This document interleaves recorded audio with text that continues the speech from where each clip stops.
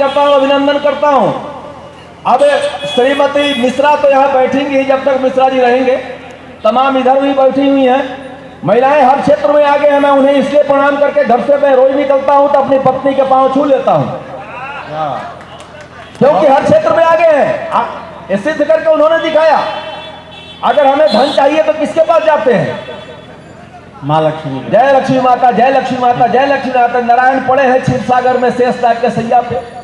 कभी कभी सांप दबता है तो फूक फूक करता है और काला हो गए बेचारे। क्या कभी कभी नारायण नारायण करके नारद जी पहुंच गए, नहीं तो कौन वहां जा सकता है। और हम यहाँ लक्ष्मी माता, विद्या चाहिए। अभी हमने सरस्वती माता की उपासना की। ब्रह्मा जी का नाम किसी ने लिया क्या? कोई लिया हो तो बताओ। नहीं लिया, नहीं लिया। अगर हमें शक्ति चाहिए, दुर्गा कौली गौरी काली की उपासना करते हैं। भोलेनाथ डमरू बजा रहे हैं चट्टान पे बैठे हुए अकेले, साथ में भूत प्रेत है, किसी का मुंह इधर है तो किसी का उधर है।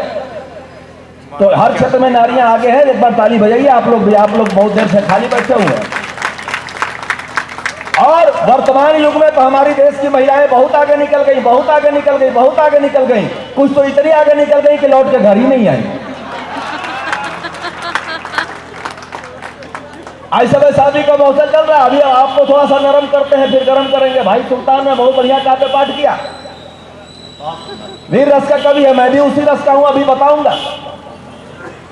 इस समय शादियों का मौसम चल रहा है। हम भी शादी में जाते हैं। हम भी परसों एक शादी में गए थे, एक मित्र की शादी थी। मैं महिलाओं की प्रशंसा कर रहा हूं। सवेरे जब दुल्हन की विदाई होने लगी तो दुल्हन रोने लगी, तो हमारा मित्र भी रोने लगा। हमने कहा भैया तू क्यों रो रहा है? बोला ये क्यों रो रही है? हमने कहा इसकी तो शादी हुई है। बोला शादी तो मेरी भी हुई है। हमने कहा अरे मूर्ख, तो घर द्वार छोड़ के माता पिता छोड़ के सगे संबंधियों को छोड़ के जा रही है, इसलिए रो रही है। तू क्यों रो रहा है? कह रहा जाके मेरी भी तो छुड़वाएगी, इसलिए मैं रो रहा हूं।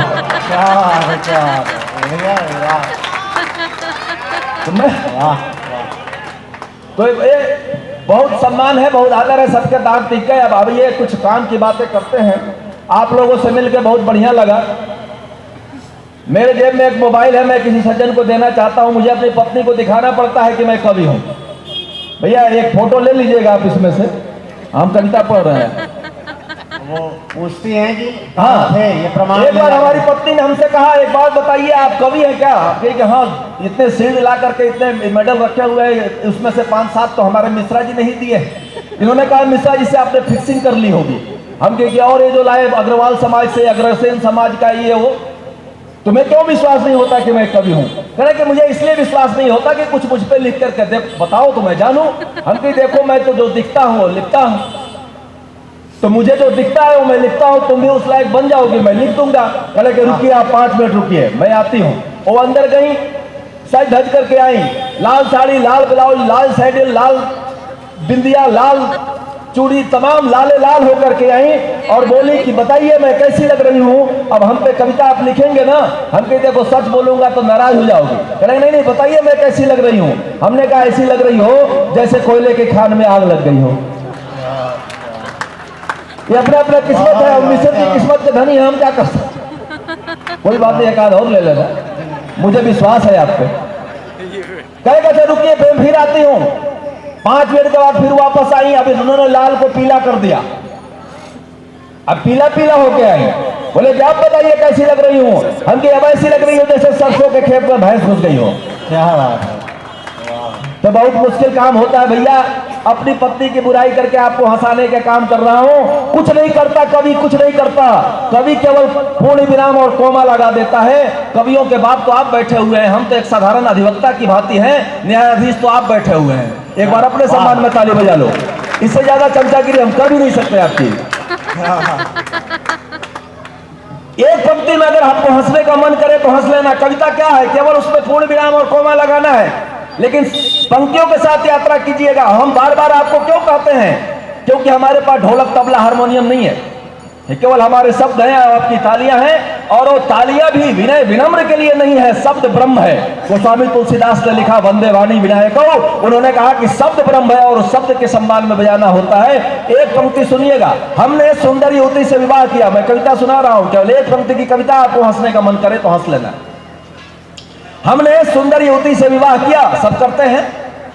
हमने सुंदर युवती से विवाह किया, स्वर्ग जैसा घर बनाया और फिर हम दोनों स्वर्गवासी हो गए। मैं ठीक ही तो कह रहा हूं, हो गई कविता। मंच से चिल्लाते हुए नेताजी ने एक युवक से कहा, कविता क्या है बारीकियों के साथ यात्रा कीजिए, आप लोग मनीषी बैठे हैं। मंच से चिल्लाकर नेताजी ने एक युवक से कहा, क्यों बे रोज गाड़ी देता है? तब युवक खड़ा होकर के बोला, फिर क्यों बेरोजगारी देता है? क्या बात है, क्या बात, बहुत यही है कविता। आइए कुछ पंक्तियों से बात शुरू करता हूं, लेकिन बीच में ठोकते रहिएगा। ताली या गाली मैंने निवेदन आपसे किया है, दो में से एक चीज तो आप दे ही देते हो। और वैसे भी कवियों की दो ही खुराकें हैं, मंच पे ताली और घर में गाली। तो घर से हम भरपूर खा पी के आए हैं भरपेट।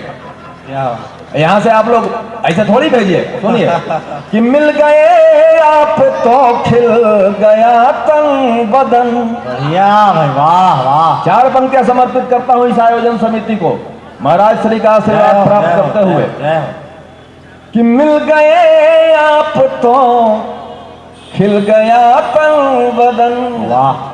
खुशबुओं से महकने लगा है चमन, वाह।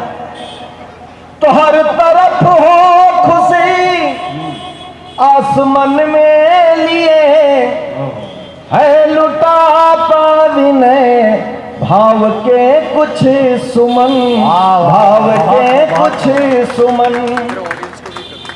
कर रही हूँ। और 4 पंक्तियां आयोजक मंडल को देना चाहता हूं। इस तरह के आयोजन निरंतर हो। केसरी कुमार मिश्र जी इस तरह से ऋषि कल्याण संस्थान के माध्यम से अनेक ऐसे कार्यक्रम करते हैं। एक युवा साहित्यकार, एक युवा संयोजक, एक युवा आयोजक। एक बार तालियां इनके कुशल संचालन के लिए और कुशल काम के लिए बजाइएगा। बहुत पीछे जो नहीं बजा रहे हैं वो पाकिस्तानी है क्या, बांग्लादेशी है क्या? एक बार उठा के हाथ, दोनों हाथ बजाओ। क्या बात है, बढ़िया बढ़िया। अजीब बात है यार, आप हमारा कुछ नहीं बिगाड़ सकते। हम तो उस मंच पर भी कविता पढ़ते हैं जिसके नीचे बम लगा हुआ हो। क्या बात है, क्या बात, क्या बिगाड़ लोगे हमारा? क्या बात। क्या करोगे जी के 100 साल तक?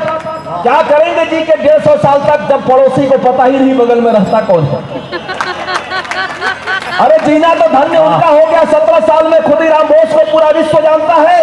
20, 22, 23 साल की अवस्था में भगत सिंह, राजगुरु, सुखदेव, चंद्रशेखर आजाद, नेताजी सुभाष चंद्र बोस को पूरा विश्व जानता है। और हम 4 दिन की जिंदगी, 4 दिन की जिंदगी और 5वें को ठीक करने के चक्कर में चारों बेकार किए जा रहे हैं। क्या बात है, बहुत सुंदर। बोलिए भारत माता की जय।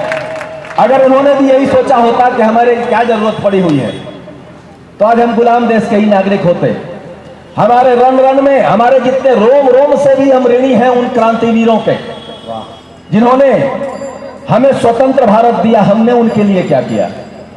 तमाम समस्याएं हैं, बहुत वेदनाएं हैं। व्यथित होकर के कवि लिखता है, हंसने हंसाने का कार्यक्रम 1 घंटे 1.5 घंटे हम भी चला सकते हैं, लेकिन हमने आपके मस्तिष्क को इसलिए फ्रेश कर दिया है कि ताकि कुछ मन की बातें वहां की जाए। अभी सुल्तान सिंह ने पाकिस्तान की बात की, तमाम बातें की। अक्सर हम पे आरोप लगाया जाता है, एक नेताजी ने कहा कि यार कवि जब आते हैं ना वीर रस के तो ये बहुत चिल्लाते हैं, पाकिस्तान के पीछे पड़ जाते हैं। हमने कहा नेताजी एक बार उससे हमारा पीछा छुड़ा दीजिए, मैं उसका नाम लेना बंद कर दूंगा। क्या बात है, क्या बात है, सुंदर विचार है, वाह वाह। वीर रस का कवि पाकिस्तान के पीछे तब पड़ता है जब 22 साल के युवक का 100 तिरंगे में लिपटा हुआ गांव आता है, जैसा कि सुल्तान ने बताया, और 18 साल की विधवा विलाप कर रही होती है, तब कवि चीखता है और चिल्लाता है। क्या बात, वाह। जब हमारे सैनिकों के शीश काटे जाते हैं और उस शीश के साथ दुर्व्यवहार किया जाता है, हमारे गृह मंत्री, प्रधानमंत्री, राष्ट्रपति मौन साध लेते हैं, कुछ नहीं बोलते हैं, तब कवि चिल्लाता है। कवि से पूछा गया कि तुम बताओ हेमराय सुधाकर का सर काट के पाकिस्तानी सैनिक क्यों ले गए? कवि ने कहा कदाचित इसलिए ले गए होंगे कि जाकर अपने प्रयोगशाला में प्रयोग करके देखें कि भारतीय मस्तिष्क में वो कौन सा यंत्र लगा होता है जो टूट तो जाता है लेकिन झुकता नहीं है। क्या बात है, क्या बात है, बहुत। हम तो संभालने में लगे हुए हैं। बढ़िया, वाह, जिंदाबाद। कुछ खाने में लगे हुए हैं, तो बात तमाम होती है। एक नेताजी, हमने कहा जी किसके पीछे पड़ूं बताओ? कहो कभी अमेरिका को निपटा के दिखाओ, हमके सामने बैठी अभी निपटाता हूं। हमने उनको सामने बिठाया, हमने कहा कि जानते हैं कितने पानी में है और कितने बड़े विजेता हैं, छोड़ दिया पाकिस्तान को, अमेरिका निपटाता हूं। महाशक्ति है तो चलो उससे लड़ लेते हैं। हमने कहा जानते हैं कितने पानी में है और कितने बड़े विजेता हैं, जितनी उनकी आबादी है उतने तो भारत में नेता है। क्या बात है, क्या बात है, वाह। नेताजी कहे कि हम थोड़ा सा जल्दी में, हम कहते नहीं अभी बैठिए, अभी सुनिए तो सही। जानते हैं कितने पानी में हैं और कितने बड़े विजेता हैं, जितनी उनकी आबादी है उतने तो भारत में नेता हैं। और जितनी बिल्डिंगें बनी उनकी, किनकी, अमेरिका वालों की, जितनी बिल्डिंगें बनी उनकी उतने तो यहाँ सिबाला है, और जितनी उनकी कुल पूंजी है उतने तो यहाँ घोटाला है। क्या बात है, क्या बात है।